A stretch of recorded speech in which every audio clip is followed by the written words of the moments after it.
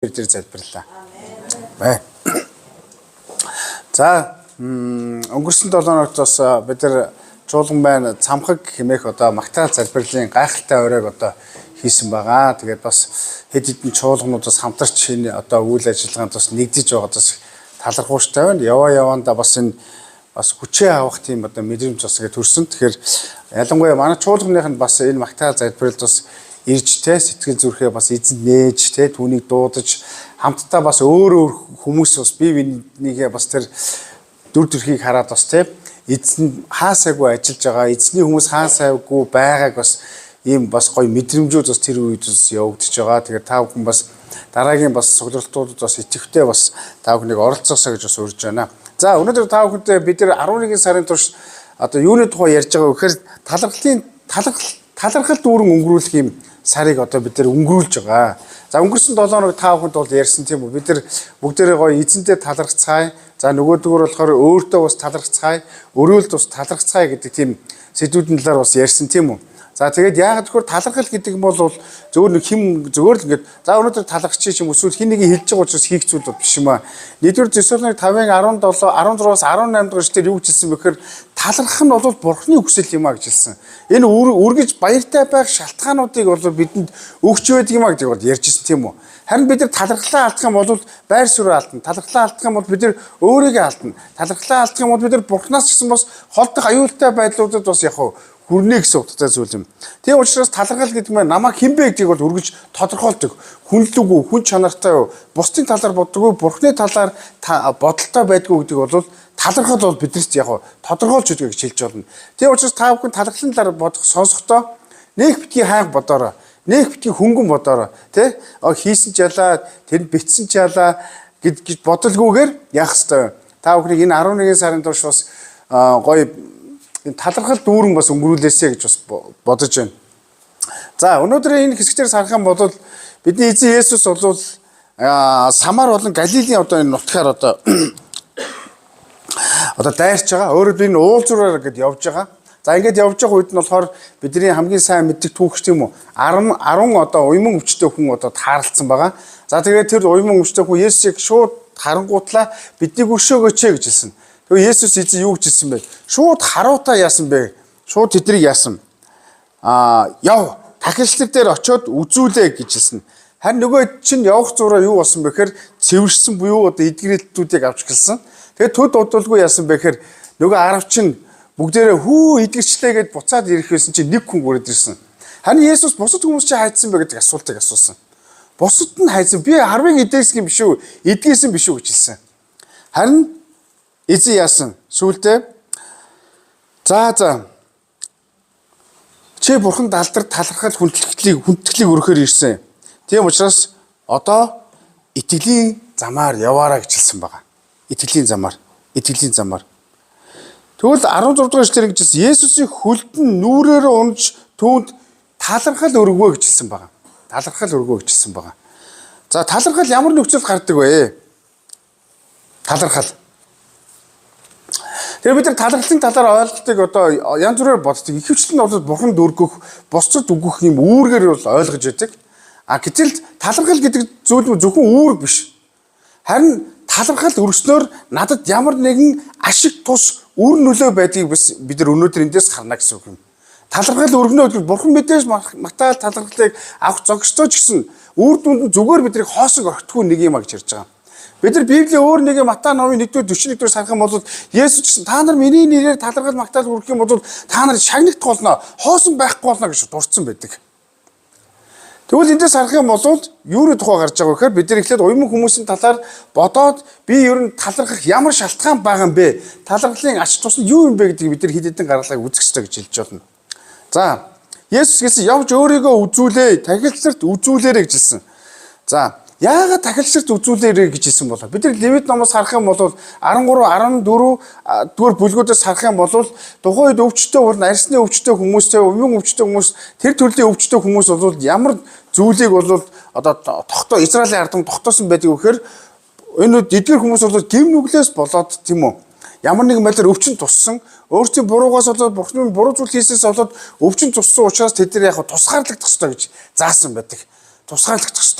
Тэгээд тэд нар яасан бэхээр годомжид байхдаа ерөөсө хүмүүсээс зайтай амьдраад тийм төрлийн хүмүүс нэг болж эхэлсэн.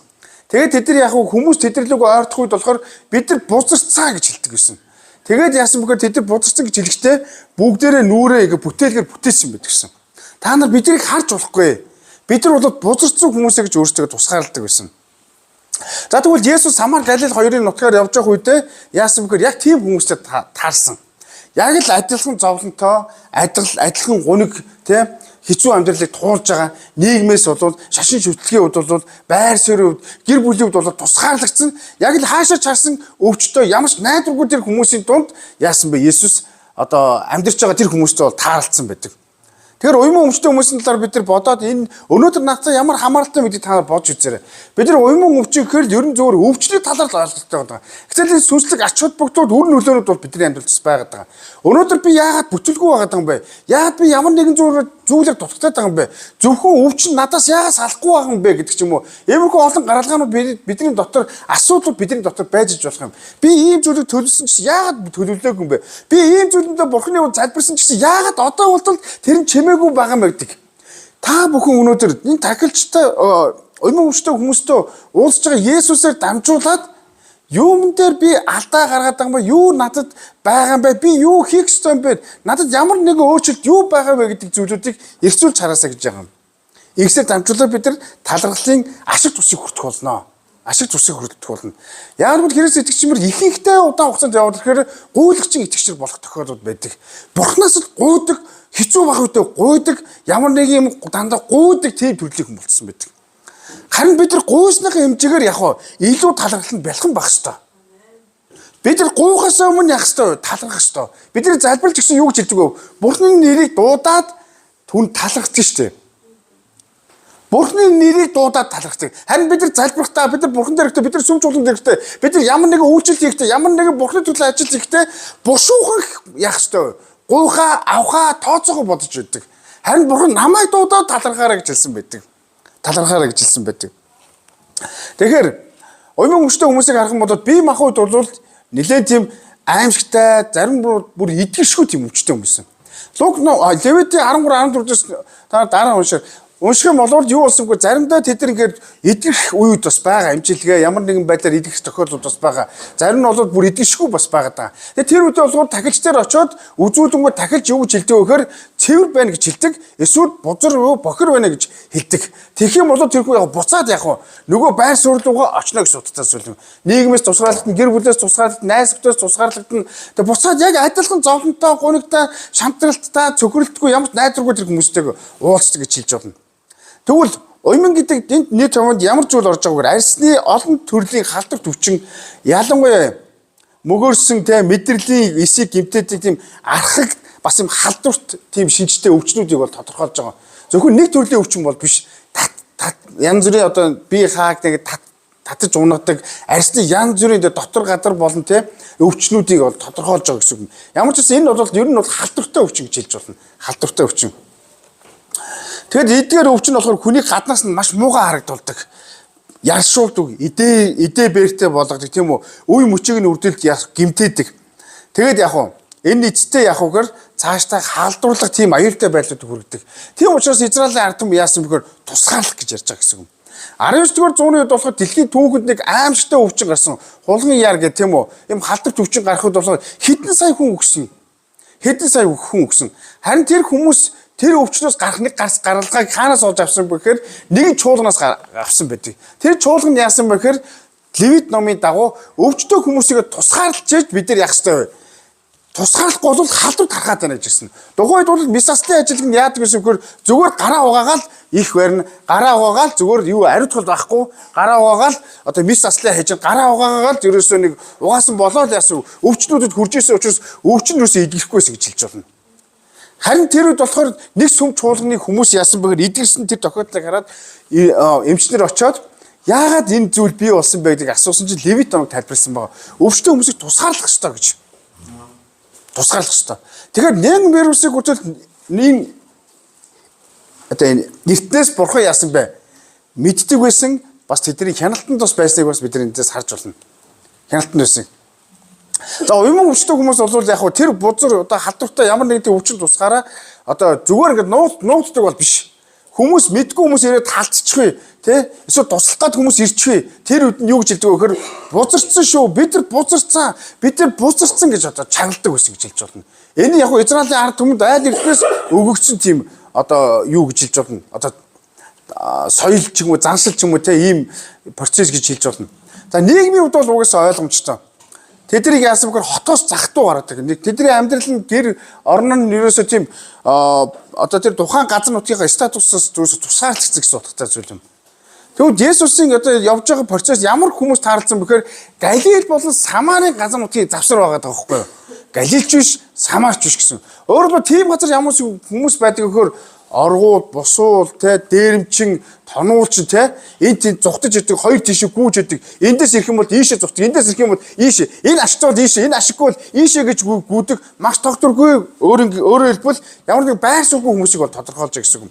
Тэр газар ямар хүмүүс байсан бэхээр нөгөө манай 10 уйман өвчтөн хүмүүс байсан.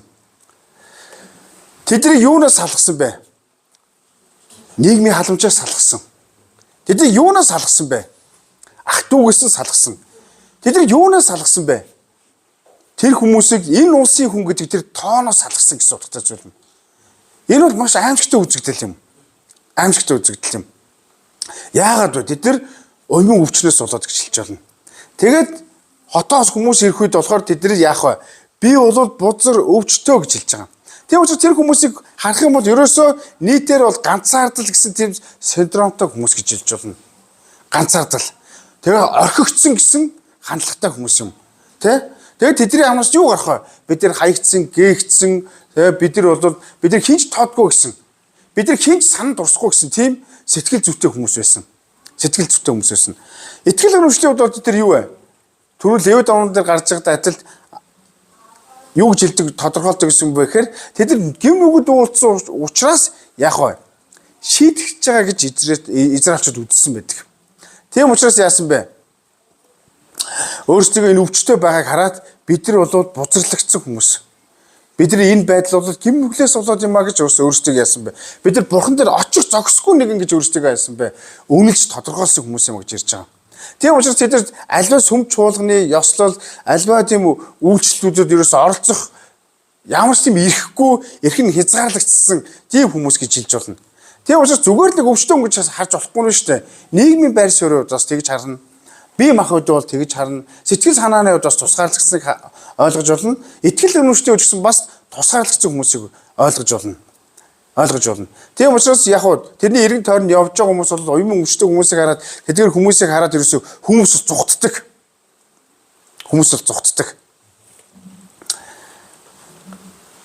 Тэгвэл тийм хүмүүс найз нөхдөд байгаа болоо байхгүй. Тэд ирээдүйд гэр бүл бүтээгээд амьдрах тийм боломж байгаа болоо байхгүй тийм үү? Тэдэнд байгаа бодит байдал нь бол өвчин, өвдөлт, шаналл гэж хэлж болно. Гэхдээ тэд нар яг амьдралынхаа төлөө яаж амьдрах вэ? Хэдүүлээ өвдөж болохыг нэг тэмцээ гэдэг хүн л усан хон ямар нэгэн байдлаар амьдрах тийм арга зам болоод хайжилж байсан байж таараа. Яг тэгж явж явах үед нь юу болсон бэхээр Есүс тэдний хажуугаар өнгөрсөн гэж хэлж байгаа. Яг Самар Галилийн одоо тэр заагт гэж хэлж байгаа тийм үү? Энэ бол өөрөөр хэлбэл хоёр үндэстний одоо яг зөрчилдөөний бүс гэж хэлж болно. Тэгэл газар нутгийнхч байж болно, хүмүүсийнх байж болно тийм үү?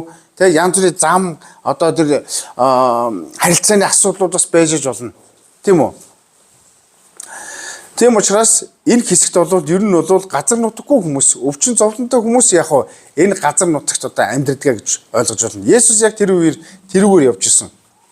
Тэгвэл өнөөдөр бид нар энэ гурван одоо уйман өвчтөй хүмүүсээр дамжуулаад бидэрт өнөөдөр энүүгээр дамжуулж юу хэлж байгаа гэдгийг бас бодох хэрэгтэй байна. Энүүгээр дамжуулж юу хэлж байгаа юм бэ? Бид нар сүнслэг утгаараа харах юм бол бид нар бол Бурхны өмнө очих зохисгүй нэгэн байсан. Гэм нүгэлтэй хутгалцсан нэгэн байсан. Хизээж аврагдах боломжгүй нэгэн байсан. Тэгэл бүгдээрээ гэм нүгэлтэй яг адилхан хутгалдаж амьдарч исэн хүмүүсээ гэж бас хэлж болно. Сүнслэг байдлын үед бид нар яасан бэ? Ямар ч найдваргүй Бурханаас таслагдсан хүмүүс бас байсан. Бидний эргэн тойронд юу байсан бэ? Хайргүй нийгэм, хатуу хүмүүсийн хүн чанаргүй тэр харилцаанууд, стрессүүд дүүрэн байсан. Хүмүүс гэр нүгэлд үйлч яах вэ? Тэдний мэдрэмжүүд нь байхгүй болсон. Сүнслэг байдлуудад яах вэ? Яг л тийм байсан. Бид нар ч бас их тийм байсан. Есүс Христээр очихоос өмнө бид нар яг л тийм байсан. Гэр нүгэлд хийх үедээ бид нар гэр нүгэл гэж бодохгүй чөлөөтэй үйлддэг байсан. Буруу гэж тийм мэдрэмж юусоо бид төрдгөө байсан. Харин би өөрийнхөө зөв гэдгүүдийг яасан бэ? Хийж үйлддэг байсан. Тийм үе байсан. Харин Есүс явж явах үед болохоор 10 уйман өвчтөг хүн түүнийг дуудсан. Тэгээд юу гэж хэлсэн бэ? Тэд дуугаа өндөрсөн 13 дахь эшлэлээр Есүс эзэнтэй биднийг өршөөгөөч гэж хэлсэн байгаа. Өршөөгөөч гэж хэлсэн байгаа. Энэ юу гэж хэлж байгаа вэ гэхээр тэд нар өөрсдийн байр суурийг тодорхойлж байгаа гэсэн юм. Тэд нар эдгэж өгөөч гэж хэлэх боломжтой байсан. Тэр ангааж өгөөч гэж хэлэх боломжтой байсан. Харин Есүсээс тэд нар өршөөл гуйсан гэж хэлж байгаа. Өнөөдөр миний амьдралд Бурхны өршөөл, нэгүсэл, уучлал хэрэгтэй байна гэдэг авралын дуу хоолойг тэд нар яасан бэ? Есүсээс хүссэн гэж хэлж байгаа. Есүс тэдний нөхцөл байдлыг харангуйтаа харуутаа гэж ярьж байгаа тийм үү? Харуутаа явж өөрсдөө дахилч нарт үзүүлээ гэж хэлсэн байгаа. Үзүүлээ гэж хэлсэн байгаа. Үзүүлээ гэж хэлсэн. Харин 10 хүн яваад юу болсон бэ гэж замдаа явж исэн чинь идэрсэн. Цэвэрссэн. Тийм үү? Энэ бол гайхалтай үйл явдал. Есүсийг хилэнгүүт нь тэд нар яасан бэ? Шууд үйлдэл хийгээд явсан. Тэгээ явж явах зундаа идэгсэн. Харин тэгсэн чинь юу болсон бэ? Нэг нь буцаж ирсэн байдаг, тийм үү? Нэг нь буцаж ирсэн. Тэгвэл буцаж ирэхдээ юу гэж хэлсэн бэ гэхээр талархал өргөвөө гэж хэлсэн байгаа. Талархал өргөвөө гэж хэлсэн байгаа. Энэ бол талархлын одоо үн цэнийг эндээс харж болно гэсэн утгатай зүйл юм. Өнөөдөр бид нар Есүс Христос уулзахаас өмнө хэн байсныг бид нар хизээж мартахгүй. Мартаж болохгүй. Өнөөдөр миний итгэлийн амьдралаар яваад өнөөдөр энэ байр суурьнд хэдэн жилч туусан ч гэсэн энэ амьдралыг хэн эхлүүлснийг бид нар хизээж мартаж болохгүй маа гэж ярьж байгаа гэсэн юм. Тийм учраас нөгөө хэд мань юу байсан бэ? Зүгээр хэрэгцээгээ хангуулахын тулд Есүстэй уулздаг гуйлагчин итгэгчнэр байсан гэж хэлж болно. Харин хэрэгцээг нь гүйцэлдүүлснийхэн төлөө буцаж ирээд Бурхантай уулзаж Есүстэй уулзаж талархсан хүн бол юу вэ? Тэр насан туршдаа Бурхантай харилцаатай байх тэр шалтгаанаа Есүст илэрхийлсэн юм а гэж ярьж байгаа. Тэгвэл бид нар өнөөдөр бас талархлаа сэргээх үе ирсэн байна. 9 хүн юунд анхаарсан бэ гэхээр итгэлтэй анхаарсан. Итгэлтэй л анхаарсан. Би махад итгэлтэй л анхаарсан. Тэгээд итгэгчийн бодод би буцаад нутг руу очино. Итгэгчийн бол би буцаад гэр бүл рүү очино. Итгэгчийн бол би буцаад найзууд руу очино. Итгэгчийн бол би дахиад ийм тийм юмтай болчихно гэд тэд нар яасан бэ? Яг дэлхийн тийм үзэл бодлоор яасан бэ? Хүмүүсийн нийгмийн үзэл бодлоор тэд нар яваад гисэн. Бид нар заримдаа итгэлийн амьдралаа харахаар Есүсийг зүгээр хангачаад төсөөлж идэг. Гэтэл Есүс үүнийг бол онцлоогүй. Зүгээр тэднийг яасан бэ? Эдгэхэл тэр анхааруулж ирсэн. Гэхдээ Есүс яагаад дахилч руу яв гэж хэлсэн бэ? Өөрөөр хэлбэл хуулийн үслийг яасан бэ? Өөрчлөх тэр Бурхны өршөөлийг мэдүүлэхийн тулд байсан гэж ярьж байгаа. Өөрөөр хэлбэл Есүс одоо та нарт дахилч руу яваараа. Тэгэх юм бол юу болохыг та нар хараарай гэж хэлсэн. Харин нөгөө 10 маань явсан. Явж байгаа хэвээр идгэлсэн. Харин тэд нар дахилчдаар очиод Есүс биднийг идгээсэн. Бидэд ямар ч юм танк хэрэглээгүй. Зүгээр бид нар тантай уулзаарай гэж хэлсэн. Тэгээ бид нар яах ёстой вэ? Түүний тэр хүч чадлаар идгэлээ гэж. Түүний өршөөлөөр бид нар идгэлээ. Магадгүй тагилчаар гэм нүглээсээ болоод таслагдсан гэж байгаа бол нийгэмс таслагдсан гэж байгаа бол тэр хуулийн хүчийг тэр 10 хүн яах ёстой вэ? Бодох ёстой байсан байхгүй. Харин тэд нар яасан бэ? Замаас бүгдээрээ цаашаага өөрсдөө хэрэгтэй юмуд аваад алах болчих гэсэн. Харин нэг нь яасан бэ? Хурж ирээд Есүсийн өмнө хурж ирээд Есүс бол жинхэнэ нэгүсгүй өршөөгч юм аа гэдгийг яасан бэ? Энд гэрчилж байгаа түүх гарч байгаа гэсэн юм. Тэгвэл бид талархахгүй байх гэж юу? Бид талархахгүй байхгүй, талархлаа дүүрэн амьдрахгүй байж чадахгүй тийм хүмүүс бол бид нар байхгүй. Амен. Тийм учраас тэд нар Бурхантай харилцаагаа алдсан гэсэн юм. Бурхантай харилцаагаа алдсан гэсэн юм. Тэд нар жинхэнэ авралын тэр үнд цэнээр амьдрах тэр утга учраа бас алдсан гэсэн утгатай зүйл юм. Тэгвэл өнөөдөр Бурхан талархах бас нэг шалтгаан юу хэлж байгаа вэ? Есүс таны төлөө хийсэн тэр гайхамшигтай тэр загалмай үйл явдал та бүхнийг талархаасаа гэдгийг онцолж байгаа гэсэн юм. Талархалгүй байдал биднийг аваачдаг зүйл бол Бурхны өгсөн зүйл танаад Бурхны тэр бэлгийг өгсөн эзнийг мартах явдлыг тодорхойлж байгаа. Талархлаа алдна гэдэг нь. Үүнийг бол ивэл хөөцөлддөг итгэгч, ивэлийн төлөө амьдэрдэг итгэгч нар гэж тодорхойлдог. Тэр өсвөлөө бол ивэлийн төлөө л амьдарч исэн хүмүүс аа гэж хэлж болно. Ивэлийг л авах төлөөр мөнгөний тооцоо ямар нэгэн авахын төлөө л байж исэн. Харин тэр нэгэн бол Бурхны нэгүслийн төлөө тэд нар яасан бэ? Есүстэй хамт амьдэрсэн. Тийм учраас тэд нар яасан бэ? Одоо талархлын ач тусыг яасан бэ? Тэр нэг хүн бол авсан гэсэн утгатай зүйл юм. Тэгвэл буцаж ирсэн шалтгаан нь юу гэж хэлж байгаа вэ гэхээр ингэж хэлсэн. Есүс буцаж ирснийхэн дараа тэр түүнд 19 дэх эшлэлээр бос замаараа яв, итгэлчин чамааг идгээлээ гэж хэлсэн байна. Бос замаараа яв, итгэлчин чамааг идгээлээ гэж хэлсэн байна. За тэгвэл юу гэж хэлсэн бэ? Эхний хэсгээр 14 дэх эшлэлээс харах юм бол тахилч нарт үзүүлээ гэж хэлсэн байна. Тэгээ явх зураг тэд идгэлсэн. Харин 19 ишлэлдээс харах юм бол итгэлчин чамааг идгээлээ гэж хэлсэн байгаа. Энэ үгнээс хамгийн чухал зүйл нь юу вэ? Итгэл. Итгэл. Өөрөөр хэлбэл юу вэ? Тэр 10 хүн өвчнөд бодож одоо түүртэж амьдарч ирсэн. Харин тэр нэг хүн болов юу вэ? Тэр өвчнөөс цаад утга учир Бурхны өгж байгаа цаад тэр бэлгэний тэр цаанд Бурхныг бодоод жигхэн авралыг авсан гэсэн утгатай зүйл байхгүй. Тэгвэл бид нар авралын талаар ойлголтоо юу гэж боддог вэ? Бурхан надад ямар нэгэн зүйл өгсөн, ажил, үйлчлэл, ямар нэгэн зүйл хин нэгний гэр бүл нөхөр хань ижлэг өгснөөр бид нар авралыг тодорхойлох нь бол маш том андуурал юм а гэж ярьж байгаа гэсэн юм. Аврал бол хүн нэгүрийн хувьчилсан хизээж биднийг орхихгүй талархал واخхгүй юу?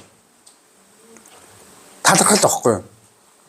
Тийм учраас мөнгө бодоод мөнгө л өгвөл ажил хийн, мөнгө л өгвөл яг Бурхан тайртай байх болно. Мөнгө л надад ирэх юм бол би сайн итгэж байх болно гэдэг тодорхойлт нь биднийг өөрөөр хэлбэл талархалгүй амьдрах шалтгаануудыг талархлаас ирэх тэр ач тусуудыг алдаг шалтгаануудыг бидэнд буулгаж өгдөг юм гэж ярьж байгаа.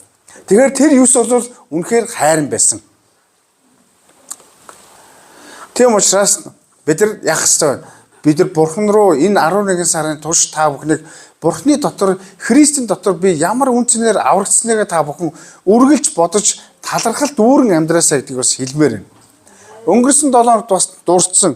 Юу гэж ярьж бид нар сандаа итгэгч нар биш. Бид нар өдөр бүр яг хаа Христийн дотор амьдрах талархалт дүүрэн итгэгчээр болох хэрэгтэй юм аа. Тэр синс ингээд эргүүлээд итгэж тийшээ хүмүүс халууцаад. Тийм учраас юу болж байгаа юм? Бүгдээрээ тэр 9 хүн биш. Нэг бүрчлэн хүн нэг бүр Есүстэй уулзаасаа гэж бас хэлмээр байна.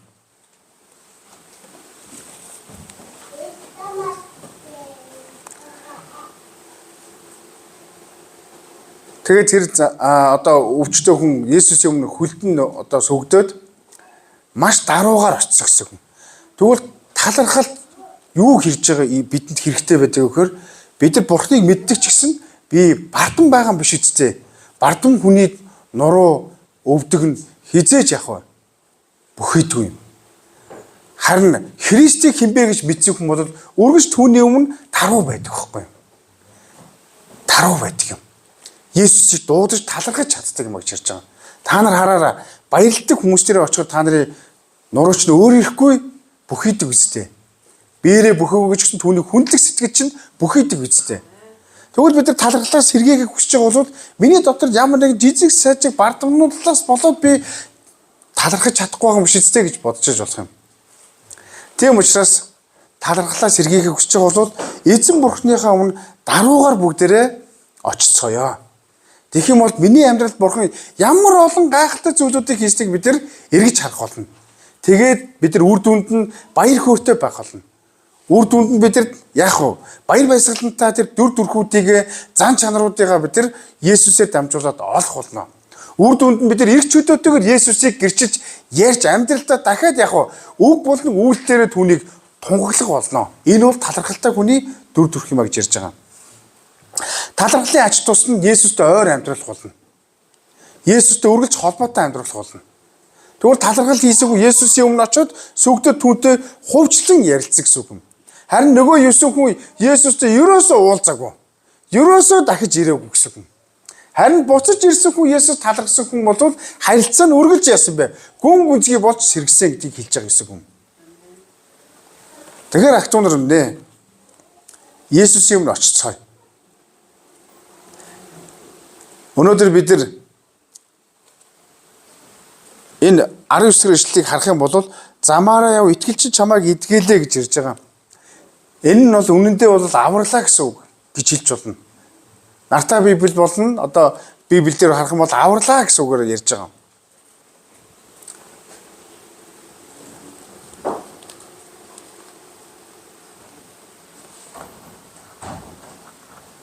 Тэгвэл бид нар өнөөдөр талархлын талаар бодох ёстой чухал дүгнэлтийг гаргацгаая. Талархал бол миний чадвараас биш юм аа. Талархал бол Бурхан надад өгсөн зүйлээс бол биш юм аа. Харин талархал бол Бурханы хинбэ гэдгээс бол эхэлдэг юм аа. Бид нар талархлаа илэрхийлэх нэг хүн байна. Тэр бол Есүс байна. Өнөөдөр та дутагдaltaй байж болох юм. Өнөөдөр нөгөө 9 хүчит чамааг орхиод явсан байж болох юм. Хамтаа эзний төлөө зүтгэж жагаад өөртөө хэрэгтэй юмудаа аваад явсан байж болох юм. Эсвэл хамтдаа үйлчилж жагаад ямар нэгэн юмтай болоод тийм үү? Зөндөө хамтаа залбирч гисэн, чийж гисэн залбирч гисэн тэр найзууд чинь өөр зүйлтэй болоод явсан ч гэсэн чи өнөөдөр энэ газар ирсэн, дутагдaltaй ч гэсэн ирсэн ч гэсэн юу вэ? Энэ бол талархлаа сэргээх, Есүстэй харилцаагаа илүү гүнзгийрүүлэх алхам юм а гэдгийг ятгах байна. Тийм учраас мөрөөдлийнхөө бүгдээрээ Бурханд ойртцгоё.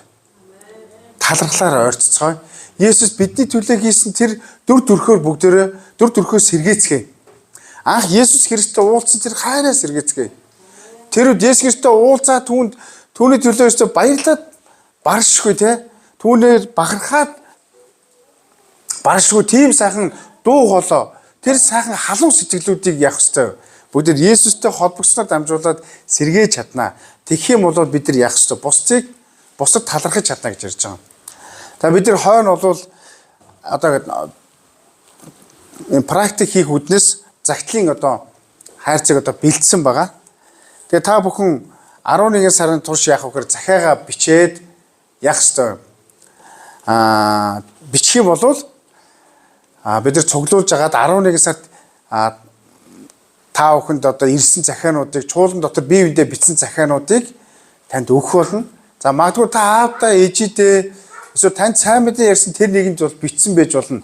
Тэгэх юм бол тэр өдөр нь бас танд буцааж өгөөд та өөрөө бичлэн өгөх болно. Ингэсээр дамжуулаад Бурхан бидний амьдралд ямар олон талархлуудыг бий болгож байгааг бас та бүхэн харах боломжтой гэсэн утгатай зүйл юм. Бид нар энэ нэг сарын турш тэгж өнгөрүүлэх юм бол бие биенээсээ ямар гурван зураг авахыг бас тэр хийсэн хүмүүст нь мэдэх боломжтой. Тийм учраас маргааш битгий шуурх шиг байгаарай. Харин талархал дотор өнгөрүүлээсэй гэж бас хэлмээр байна.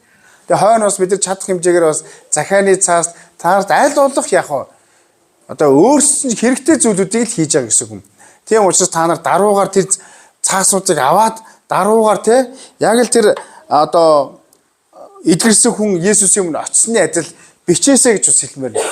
Есүс талархаасаа, найсаа талархаасаа, тэ бас чуулганыхаа ах дүүсээ талархаасаа, бас өөртөө бас талархаараа. Хамтаа залбирцгаая.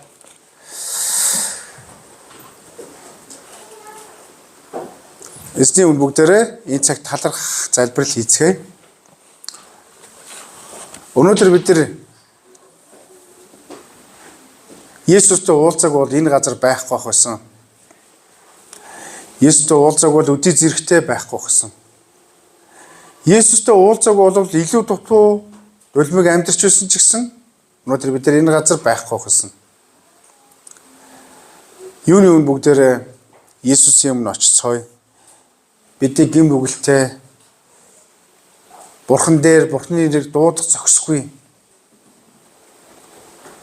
Хувиа хичээсэн өөрийгөө боддог. Өөрийнхөө сонирхлын дагуу амьдрдаг тэр нэгэн байх үед Есүс биднийг хайрлаж өөрийн амиа загалмаа дээр миний төлөө зориулсныг энэ цагт дахин эргцүүлцгээе.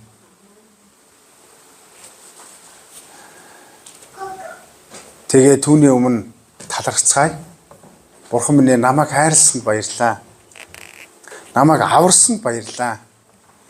Миний амьдралд танд итгэж найдаж яг л сүм чуулганд хийгээд энэ нийгэмд үн цэнтэй нийгэм болох тэр амьдралын төлөө баярлалаа гэж хэлцгээе. Талархацгаая. Тэгээд бас өөрсдөө бас та бүхэн талархаараа. Өнөөдрийг хүртэл чи сайн хичээсэн. Чиний амьдралд хэцүү зүйл тохиолдож, өвдөн шаналууд тохиолдсон ч гэсэн чи сайн байсан шүү гэж бас өөрийгөө урамшуулан бас талархаараа. Бас та бүхэн бас эргэн тойрныхоо хин нэгнийг бодоод бас эзэн талархаараа. Эзэм тэр хүн байгаагүй болоод би эзэм нэ бас хэцүү байх байсан гэж та бүхэн эргэн тойрон талархлуудаа бас хараасаа гэж хэлмээр байна. Бас Бурхан таны амьдралд хийсэн ивэлүүдийг бас та тоолоод талархаараа. Мөнгө байж болно, эд зүйл байж болно, найс өхөд бас байж болно, хамт олон бас байж болох юм. Хамтаа залбирцгаая.